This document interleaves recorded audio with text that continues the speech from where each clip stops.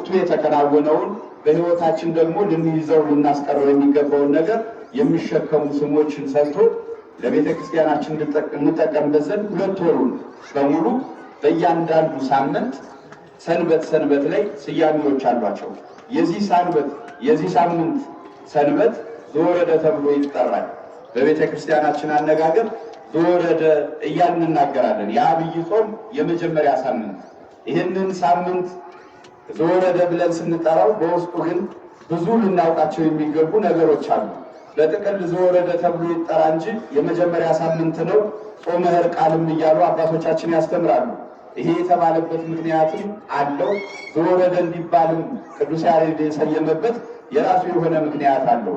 በዚህ በመጽሐፍ ቅዱስ ውስጥ እንደነገርኳችሁ ከሰማይ ከወረደ በቀር የሚል በወንጌል የሚነበብ የመጽሐፍ ቅዱስ ቃል አለ። በወንጌል እንደተነበበው ይህንን ከሰማይ የወረደውን ወደዚህ ዓለም የመጣውን ከእናታችን ከቅድስት ድንግል ማርያም ሥጋን የነሳውን መድኃኒታችን ኢየሱስ ክርስቶስን አንስተን የምንነጋገርበት አብይ ጊዜ ነው ማለት ነው። በዚህ በጾም ልናውቃቸው ልንረዳቸው የሚገቡ መሰረታዊ ነገሮች አሉ። በዚህ ወቅት እያንዳንዳችን ተረድተንና አምነን ልንጠቀመው የሚገባው በሕይወታችን ልናሸንፋቸው የሚገቡ ተቆጥረው ተሰፍረው የተሰጡን መሰረታዊ ሀሳቦች አሉ።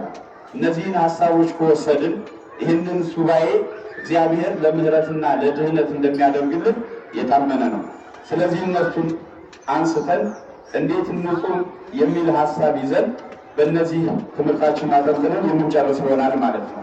ከሰማይ ከወረደው የሚለውን ሀሳብ ልንገራችሁ። ይህንን ጾም ስናስብ ይህንን ታሪክ የሚፈጥርልን የማቴዎስ ወንጌል ምዕራፍ 4 ላይ ያለ የመጽሐፍ ቅዱስ ኃይለ ቃል ነው። ምዕራፍ 4 ከቁጥር 1 እስከ 11 ያለውን ቃል ስንመለከት የዚህ ሰሞን ወይም ደግሞ የዚህ አብይ ጾም መነሻ ታሪክ የሚገኝበት ስፍራ እዚያ ቦታ ላይ እናገኘዋለን። ጌታችን መድኃኒታችን ኢየሱስ ክርስቶስ ወደዚህ ዓለም መጣ፣ ተጠመቀ፣ ከዚያ ወደ ተራራ ወጣና ይህንን ጾም መሰረተልን ብለን እንድንናገር መሰረቱን የሚያስጀምረን እዚያ ክፍል ላይ ነው። ነገር ግን ይሄ ከመሆኑ በፊት መጽሐፉን ከፍተን ስናነበው በመጀመሪያ የነበረውን ነገር ሲያስረዳ መጽሐፉ እግዚአብሔር ከዚያ ቀጥሎ ያደረገውን ነገር ይልና ይቀጥላል። ከዚያ በፊት ያለውን ነገር እንረዳው ዘንድ በቁጥር 1 በመጀመሪያ እያለ የሚናገራቸው ነገሮች አሉ። እነሱ ምንድናቸው የሚለውን ከዛሬው ሀሳብ ጋር ልንገራችሁ። ይሄ አብይ ጾም በዋናነት እንድንረዳው የሚያስፈልገው ወይም ደግሞ የዛሬውን ሳምንት መረዳት የሚገባል የጌታችን የመድኃኒታችን የኢየሱስ ክርስቶስ ወደዚህ ዓለም የመምጣቱን ሀሳብና ለምን መጣ የሚለውን 2 መሰረታዊ ነገር ይዞ መሄድ ይሆናል ማለት ነው። ጌታችን መድኃኒታችን ኢየሱስ ክርስቶስ ወደዚህ ዓለም መጥቷል። አዎ መጥቷል። ነገር ግን ለምን መጣ ከተባለ ለ2 መሰረታዊ ነገሮች መጥቷል። የመጀመሪያው የወደቀውን የሰው ልጅ በሰይጣን አርነት ተይዞ ድል መንሳት አቅቶት ይልቁንም ተማርኮ ባሪያ የሆነውን አዳምን ነፃ ያወጣው ዘንድ ከሞት ባርነት አላቆ የዘላለም ሕይወት ይሰጠው ዘንድ ወደ ቀደመው ቤቱ ይመልሰው ዘንድ መድኃኒታችን ኢየሱስ ክርስቶስ በገባለት ቃል መሰረት ከአንተ ተወልጄ መጥቼ አንተን መስዬ አንተን አህዬ አድናለሁ ባለው መሰረት ያንን ቃሉን ሊፈጽምለት በዋናነት መጥቷል። ቀጥሎ ግን ወደዚህ ዓለም ከመጣ በኋላ አንድ ነገር ማድረግ ነበረበት። ሁለተኛውን አዳም ከዚህ በፊት ባለማወቅ ባለመማር የሰው ልጅ ሥጋ ለባሽ የአምላክን ትእዛዝ እንዴት መጠበቅ እንዳለበት ባለመረዳቱ ምክንያት የመጣበትን ሞት ሥጋ ለብሶ እሱን መስሎና እሱን አህሎ ሊያሳየውና ሊያስተምረው ምሳሌ ሊሆንለት ወደዚህ ዓለም መጥቷል። ስለዚህ በሁለት ነገር መጥቷል እንላለን።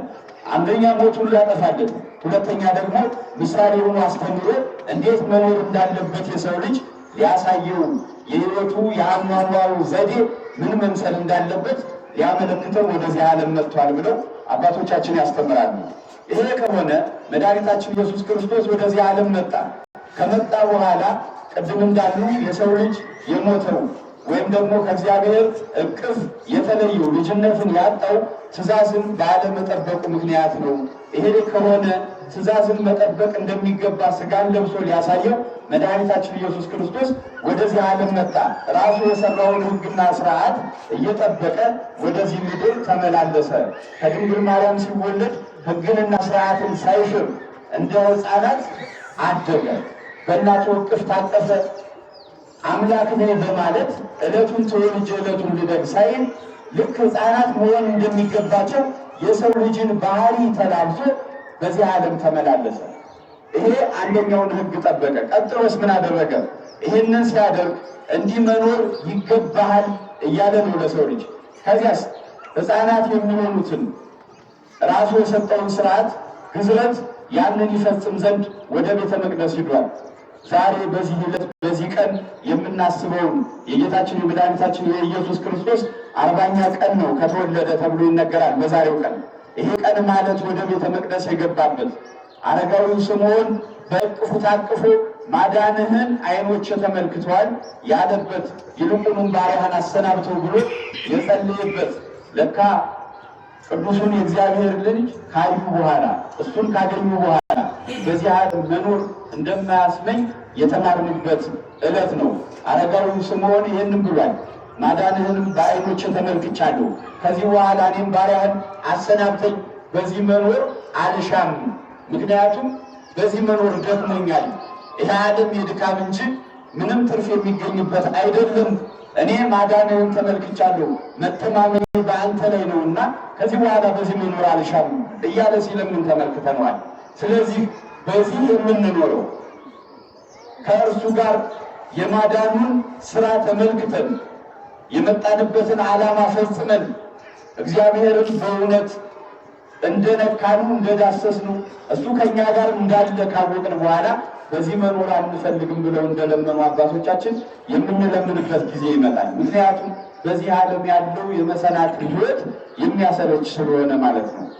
ስለዚህ ያንን ጊዜ ዛሬም ዕለት ስናስብ በእናቱ እቅፍ ሆኖ በአረጋዊው እቅፍ እንዲሆን ይህንን ሕግና ሥርዓት በዕብራውያን እንዳወጣላቸው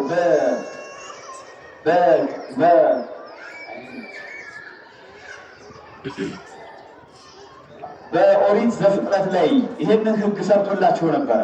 ምን የሚል የተወለደ ሕፃን የመጀመሪያ በኩር የሆነ ውለርም ዘውገ ማነቅ ይዞ ወደ ቤተ መቅደስ በመግባት ይህን ሥርዓት ይፈጽም ዘንድ ሕግን ሰርቶ ነበረ።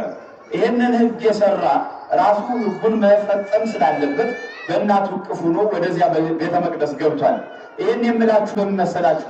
ወደዚህ የመጣበት መሰረታዊ ዓላማ ሕግን መጠበቅ ለሰው ልጅ ግዴታው እንደሆነ ራሱ ሥጋ ለብሶ እያሳየን እንደሆነ ለመንገር ነው።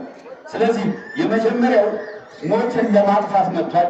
ነገር ግን ቀጥሎ በራሱ ጊዜ ያጠፋው ሞት መልሶ እንዳይገለው የሰውን ልጅ ሕግን ከጠበቀ ዳግም አይሞትም ሲል ያንን ሕግ እንዴት መጠበቅ እንዳለበት ከሕፃንነቱ ጀምሮ እስከ 30 ዓመቱ ድረስ ሕግንና ሥርዓትን እየፈጸመ በመካከላችን ተመላለሰ። ይህን ካደረገ በኋላ ተጠመቀ። የተጠመቀውን በሰው ልጅ ነው። አምላክ ነው። አምላክነቱ የተገለጠበት አንድነት ሦስትነቱ በአደባባይ የታወጀበት በዚያ ጊዜ በሕፃንነቱ የነበረው እስከ 30 ዓመቱ የሰራው ሥራ ሁሉም ነገር ቢደመር እያንዳንዱ የተነጣጠሉ ነገሮችን የሚነግረን ነገር አለ። ነገር ግን በማየ ዮርዳኖስ ከተጠመቀበት ሰዓት ጀምሮ መንፈስ ቅዱስ በላዩ ላይ ሲያርፍ አባቱ በሰማይ ሆኖ የምወልደው ልጄ ይሄ ነው ሲል ይህንን ምስክርነት በአንድነት በሦስትነት አስቀድሞ የሚቀደስና የሚሰለስ የነበረ እሱ እንደሆነ ካስመሰከረ በኋላ ይሄ የዘላለም ንጉሥ ሰማይና ምድር የፈጠረ አምላክ እንደሆነ ምስክርነትን ካገኘ በኋላ ሌላ ሥጋ በመልበሱ ምክንያት ሌላን ግብ ሌላን ሥራ ሰርቶ ሊያሳየን አሁን ወደ ተራራ ሲወጣ እናየዋለን። ነገር ግን እዚህ አንድ ልብ እንድትሉልኝ የሚፈልገው ነገር አለ። ጌታችን መድኃኒታችን ኢየሱስ ክርስቶስ በዛ በጥምቀቱ ስፍራ የተመሰከረለትን ምስክርነት መንፈስ ቅዱስ አርፎበት በሱ ላይ ሰማይ ተከፍቶ ድምፅ መጥቶ ይሄ የተቀደሰው የምወደው ልትሰሙት የሚገባ ሰማይና ምድርን የፈጠረው ልጄ ነው ብሎ የተናገረለትን ምስክርነት ሰምቶ ከዚህ በኋላ የሚሰራውን ስራ ስናስብ ምን አይነት ትሕትና ነው እንድንል ያስገድደናል።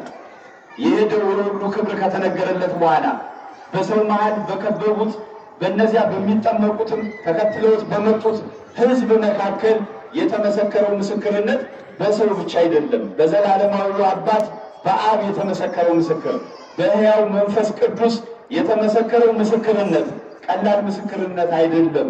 ይህም ምስክርነት አግኝቶ አምላክ እንደሆነ ተረጋግጦለት ነገር ግን ለሌላ ስራ ወደ ሌላ ስፍራ ሲሄድ እናየዋለን።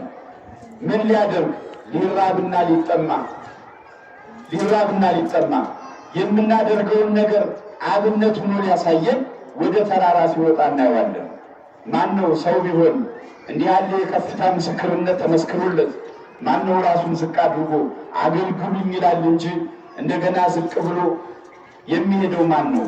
ይሄ ምንን ያሳየናል?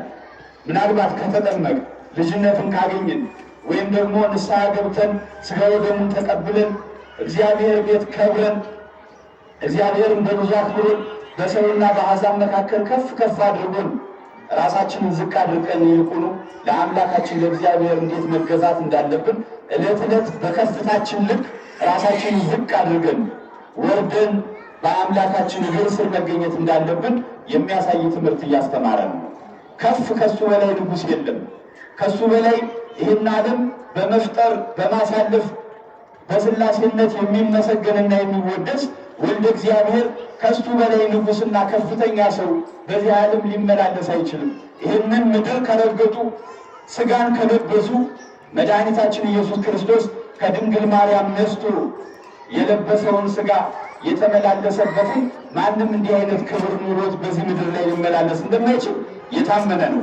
ስለዚህ የቤተ ክርስቲያንን ኃያል የሆነ ስርዓት ሲሰራ ሰው ሆነና ሥጋን ለብሶ ሲመላለስ ቀሪው የሚከተለው የሚመጣው ትውልድ እንዴት መኖር እንዳለበት ሲናገር ትዕቢተኞች ስለሆን በምናገኘው በከፍታችን በእውቀታችን ሁሉን ነገር ካልገዛን ካላደረግን ስለምንል ይህንን ስርዓት ሊያበጅልን ራሱን ዝቅ አደረገ።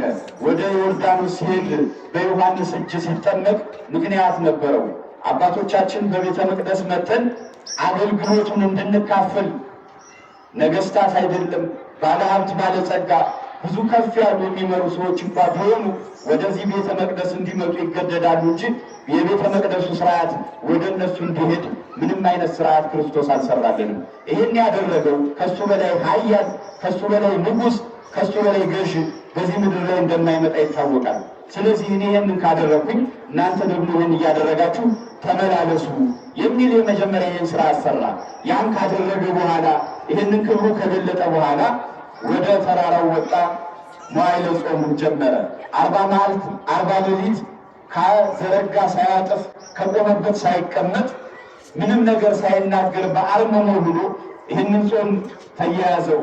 ጾሙን በፈጸመ ሰዓት ሰይጣንን ፈቀደለት ወደ ራሱ ሂዶ ይህንን ፈተና ያቀርብ ዘንድ ለሰይጣን ተፈቀደለት። እንዴት እንዲህ አልክ ትሉ ይሆናል።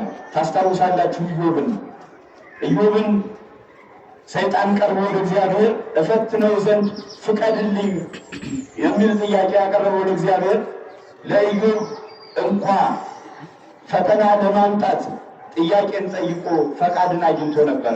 አንዳንድ ሰዎች ሰይጣን ፈትኖታል ክርስቶስን ብለው ይናገራሉ። እንደዛ አይደለም። በፈቃዱ ወደ ተራራው ሲወጣ ፈቅዶ ዮሐንስ ሲያጠምቀው እንዴት አጠምቃለሁ ሲለው ፈቅዶለት ምንም ነገር በዚህ ዓለም ያደረገውን ነገር ቆጥረን ስንናገር ያለ ፈቃዱ የሆነ አንዳች ነገር የለም። ግን ምን ለማድረግ ለእኛ ምሳሌ የሆን ዘንድ በዚህ ሕይወት ማለፍ ግድ ነበረበት። እኛ ራሱ ሞክሮ ተፈትኖ ፈተና እንደሆነ ሞትን እንደሆነ ሲቃይንም ቢሆን ተሰቃይቶ እንኖረው ዘንድ ምልክቱን አሳይቶናል። ስሙ የተመሰገነ ይሁን። ለዚህ ያንን ፈቀደለት ለሰይጣን። ምን ሊያደርገው? ይፈትነው ዘንድ በሶስት ነገሮች ፈተነው። ሶስቱ አርእስተ ኃጣውእ ናቸው ብለው አባቶች አስተምሮታል። የኃጢአት ራስ ናቸው። ከነዚህ ኃጢአቶች ወጣ ምንም አይነት ኃጢአት የለም። የሰው ልጅ ፈጸምኩ ብሎ ቢናገር ኃጢአትን ከነዚህ ከሶስቱ ያለፈ ኃጢአትን በምድር ላይ ሊሰራ አይችልም ብሎ ይናገራሉ። እንዴት? ሞት የሚል ቃል አለ። ከሞት በላይ ኃጢአት አለ ትሉኝ እንደሆነ ሞትን የሚያመጣውን ንዋይን የመውደድ ፍቅር ያደረበት ሰው ከዚህ የበለጠ ሰው ስስት ካደረበት ትዕቢት ከያዘው ሰው በላይ ሞትን ሊያመጣ ማን ይችላል? ስለዚህ እነዚህ ሶስቱ የኃጢአት ስሮች ናቸው ወይም ደግሞ የኃጢአት ራሶች ናቸው ብሎ አባቶች አስተምሩናል። እነዚህ በሶስት ኃጢአቶች ክርስቶስን ይፈትነው ዘንድ ለሰይጣን ፈቃድ ተሰጠው። ወደ ክርስቶስ ቀረበ። ከቀረበ በኋላ ፈተናውን አቀረበለት። ተራበ፣ እንደ ተራበ አሳየው። ከተራብክማ ብሎ ይህንን ድንጋይ ዳቦ ይሆን ዘንድ ፍቀድ፣ እንብላ፣ እኔም ተርቤያለሁ ብሎ ጠየቀው። ይህንን ጥያቄ ለምን አቀረበ ካላችሁ የሰው ልጅ በሆዱ አይደራደርም። አዳም የሞተው በሆዱ ምክንያት ነው። አዳምን በጣልበት ደግሞ ይጥለው ዘንድ ስለፈቀደ እንደተፈቀደለት ዘንግቶ ፈተነውን ለእኛ ምሳሌ እንዲሆን የፈተና ስለሚያስፈልግ ስለነበረ ተፈቅዶለት ሲፈተን ክርስቶስ፣ ሰይጣን ግን ተፈቅዶለት መፈተኑን ረስቶት አዳምን በጣልኩበት በዚህ አይነት ዘዴ ጥለዋለሁ በማለት ድጋሚ የቀደመውን አባቶቻችን ሲተርቱ ከዚህ በፊት የመታህ እንቅፋት ደግሞ ከመታህ ይላሉ አይደለ? አዳምን በጣለበት ደግሞ ሊጥለው ያንን የምግብ ጥያቄ ያቀረበለት የሰው ልጅ በእግዚአብሔር ቃል ጭምር እንጂ በእንጀራ ብቻ አይኖርም ተብሎ ተጽፏል የሚል ቃል ተናገረው። ከዚህ በኋላ ምንም ሊመልስለት አልቻለም። ሰይጣን ጥቅስ መጥቀስ ይችላል። በነገራችን ላይ የሚናገረው አባቶች ከጠቀሱት ካመጡት ነው። ይህንንም ቃል ሲናገር እንዲሁ አይደለም፣ ድንጋይ ዳቦ እንደሚሆን ያውቃል። ዮሴፍ በአንድ ወቅት ለወንድሞቹ በበረሃ እያሉ ለምሳ የሚሆን ስንቅን አባቱ አስይዞ ወደ እነሱ ልኮት ነበረ። ነገር ግን ራቅ ያለ ስፍራ ስለነበሩ የያዘውን ስንቅ ይጨርስና ይርበዋል፣ ሕፃን ነው። በመንገድ ላይ ፀሐዩ ያ ሲያንገላተው ይደክምና ይተኛል። በመራቡ ምክንያት መልአኩ ወደ እርሱ መጥቶ ወደ ታዘዘበት እንዲሄድ የያዝከው ምንድን ነው? ለምን እሱን አትበላም? ይለዋል። ይሄ ወንድሞቼ ስንቅ ነው፣ ታዲያ ለምን እሱን አትበላም? ይህን አባት አዝዞኛል፣ ይህን ላደርግ አይገባም ብሎ ጽናቱን አሳየው።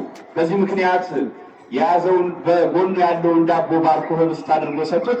ተመግቦ ብርታት ሆኖ ወደ ወንድሞቹ ደርሷል። ይህንን ታሪክ ያውቃል ሰይጣን።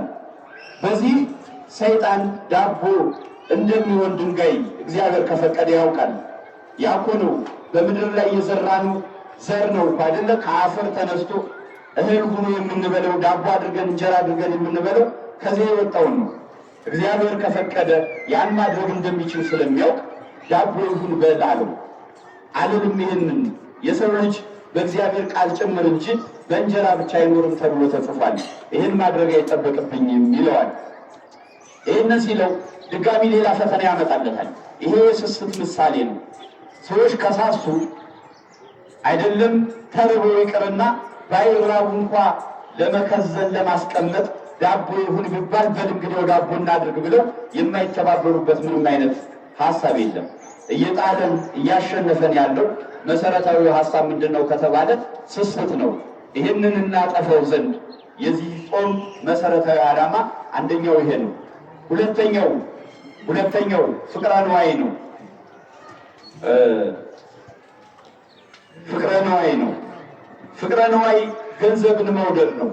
እንግዲህ አለው ወደ ትልቅ ተራራ ቤተ መቅደስ ወደሚመስል መንግስቱ ወደ አማረበት ቤተ መንግስት ያን አይነት ምስል አሳየው። ይህንን አሳየና አንተ ይህንን ሁሉ እንድሰጥህ ለእኔ ወድቀህ ትገዛልኝ፣ ይህን ሁሉ ለአንተ ታገኛለህ አለው። ተገዛልኝ፣ ነገር ግን ይህንን ሁሉ ለአንተ እሰጥሃለሁ አለው። አንተ ሂድ ከኔ ራቅ። በእርግጥ ይሄ ሶስተኛው ክፍል ነው። ከኔ ራቅ፣ ለእግዚአብሔር ለአምላክ ብቻ ስገድ ተብሎ ተጽፏል፣ ይህን አታውቅም ወይ አለው። ምክንያቱም ለእግዚአብሔር ለአምላካቸው የሰገዱ እነ ዳዊትን ስንመለከት ለእሱ የተገዙ ዓለምን ለመግዛት ችለዋል። ከእግዚአብሔር ጋር የተመላለሱ ያንን መንግስት ማጽናት ችለዋል። ስለዚህ እንደዚያ እንዲሆንልህ የሚል እንዲህ አይነት ጠቅሶ ለመድኃኒታችን ለኢየሱስ ክርስቶስ ይህን ጥያቄ አቅርቦለት ነበረ። አንተ ወግድ ራቅ ከኔ ብሎ ሰይጣንን አስወገደው። ይህ ሶስተኛው ክፍል ነው። ሁለተኛው ሌላኛው ትዕቢት ነው።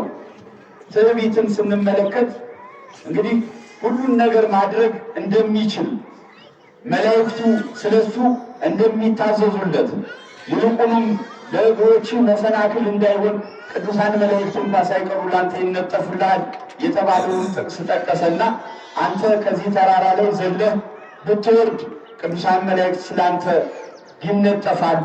ስለዚህ ምን አድርግ? ከተራራው ውረድ አሳየን ይለዋል። እግዚአብሔር አምላክን አትፈታተን ተብሎ ተጽፏል አለው። እነዚህ ሶስቱን አርእስተ ኃጣውእ የሚባሉ ተንትነን ብንመለከታቸው ጊዜ አይበቃም።